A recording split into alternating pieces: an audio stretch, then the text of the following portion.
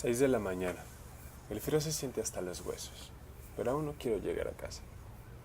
Por aquí normalmente no transitan muchos vehículos. Sin embargo, parece comenzar a haber algo de movimiento. ¿Irán a vender algo? Resulta tanto hipnótico cómo se están formando estos puestos. ¿Pero por qué ahí? En la mitad de la calle.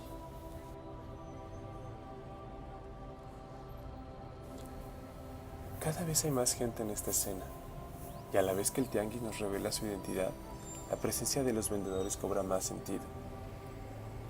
Si separamos la actividad humana del sistema de relaciones sociales y de la vida social, no existiría.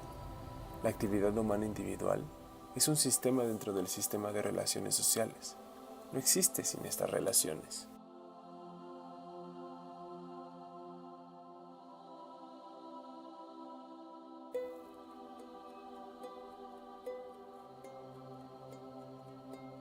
Observa atónito cómo se va tejiendo aquella red que sostiene las lunas, cómo los mecates se tienden de una estructura a otra hasta formar un sutil tejido que aparece como un todo. Es ese todo que resulta de la maravillosa dinámica entre cada uno de los individuos. Es a través de la interacción que se construye el contexto, las circunstancias específicas que resultan de la dinámica entre los participantes en una situación comunicativa. Una señora me pregunta con mucha naturalidad: ¿vas a pedir puesto? Sin alcanzarle a contestar con palabras, solo se me escapa un gesto que le hizo entender que ese no era el motivo de mi presencia. Se fue sin más, dejándome de nuevo a merced de la maraña de mis propios pensamientos. Yo creía que los lugares ya estaban establecidos, que existían y coexistían como piezas de un rompecabezas, pero me doy cuenta de que los puntos de vista a partir de los cuales se entiende la práctica evolucionan a través de la cambiante participación en la división del trabajo, de las cambiantes relaciones en el continuo de las prácticas comunitarias y las cambiantes relaciones sociales en la comunidad.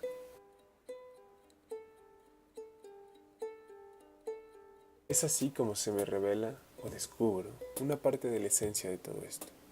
Si bien este tejido armonioso ya dado, instituido, resulta a sí mismo movible o transformable, el tianguis lleva por cimientos, evidentemente, toda una historia, pero se sostiene, innegablemente, por la actividad, por la venta, por la práctica misma en la que se ve involucrada una variedad de elementos, herramientas y de artefactos.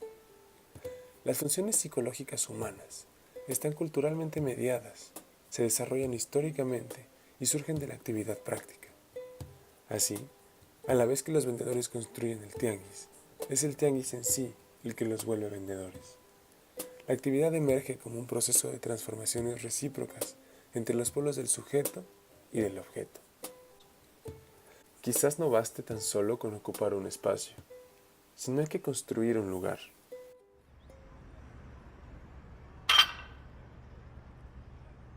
Un sonido metálico llama mi atención. Una madre y su hija comienzan a sacar unos fierros y empiezan a embonarlos unos con otros. Ajá, el deseo de vender convierte unos fierros en un puesto. Sin esta actividad, los fierros serían solo fierros. Pero aquí, estas piezas tienen un peso específico. Componen secciones que conforman un puesto con dimensiones claras y particulares. Quien arme el puesto debe saber qué sección armar primero, pues si arma antes el fragmento del medio no podrá insertar la sección superior. Tal parece que las relaciones sociales de los aprendices dentro de una comunidad cambian a través de su involucramiento directo en las actividades.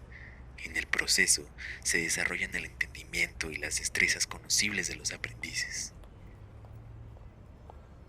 Para realizar todas estas acciones y operaciones, la madre y la niña dividen labores.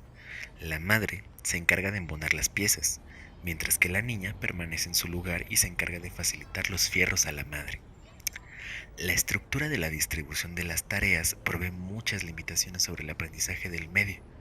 La manera en cómo una tarea es fraccionada por medio de una serie de ejecutores tiene consecuencias tanto para la eficiencia de la ejecución de la tarea como para la eficiencia de la adquisición del conocimiento.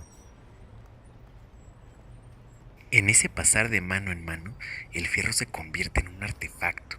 Se introduce como una pieza imprescindible del rompecabezas, no solo del puesto, sino de la actividad misma que implica la venta.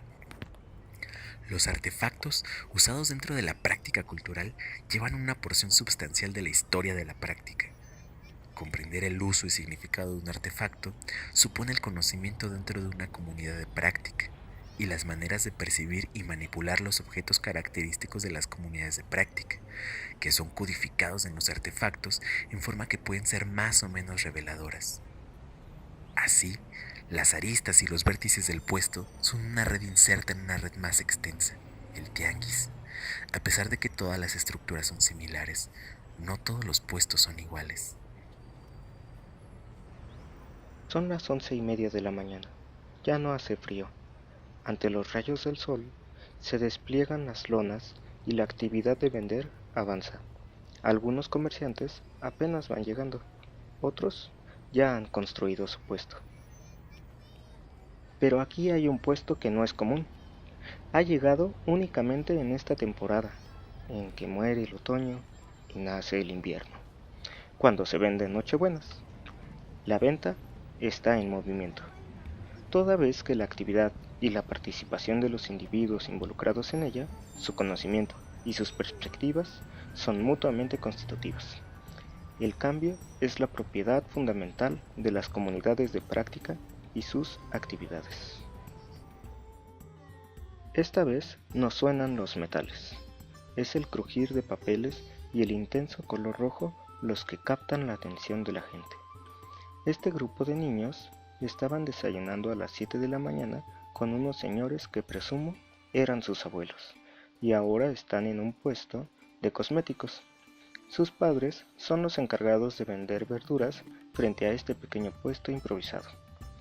Parece que toda la familia son hilos de ese tejido, la comunidad del tianguis, donde se implica la participación en un sistema de actividad respecto del cual los participantes comparten comprensiones concernientes a lo que están haciendo y lo que eso significa en sus vidas y para sus comunidades. Así los niños no solo forman parte de una familia de vendedores, sino que se hallan inmersos en toda esta construcción que implica el tianguis. Los niños se están convirtiendo en tianguistas. Comienzan a desempacar las flores. Las tareas de los novatos son cortas y simples.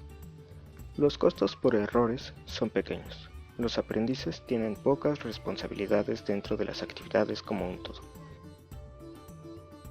Entre los niños se observan, aprenden unos de otros, se apoyan, se enseñan e incluso se dan cuenta de las capacidades que tienen unos y otros.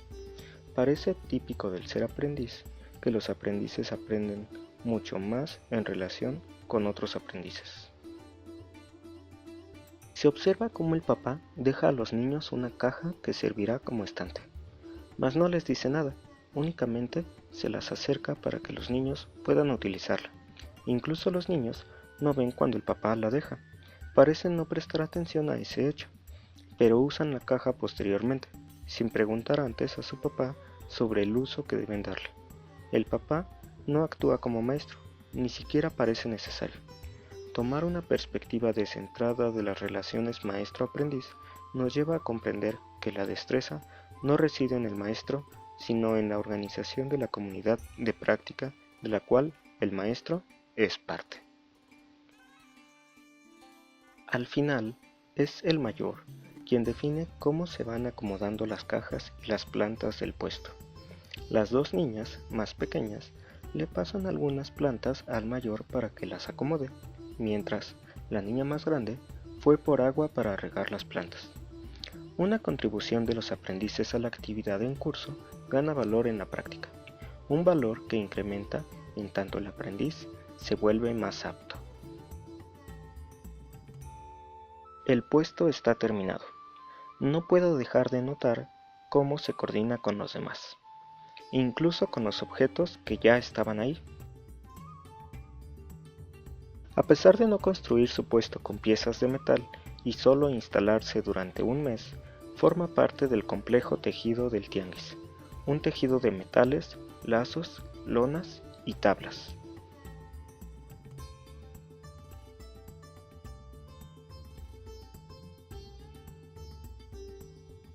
Así como una golondrina no hace primavera, un solo puesto no hace tianguis. El tianguis, como comunidad de práctica, es una serie de relaciones entre las personas, la actividad y el mundo a través del tiempo y en relación con otras comunidades de práctica, tangenciales y superpuestas. Una comunidad de práctica es una condición intrínseca para la existencia del conocimiento, porque mínimamente proporciona un soporte interpretativo necesario para dar sentido a su herencia. La participación en una práctica cultural en la cual cualquier conocimiento existe es un principio epistemológico del aprendizaje.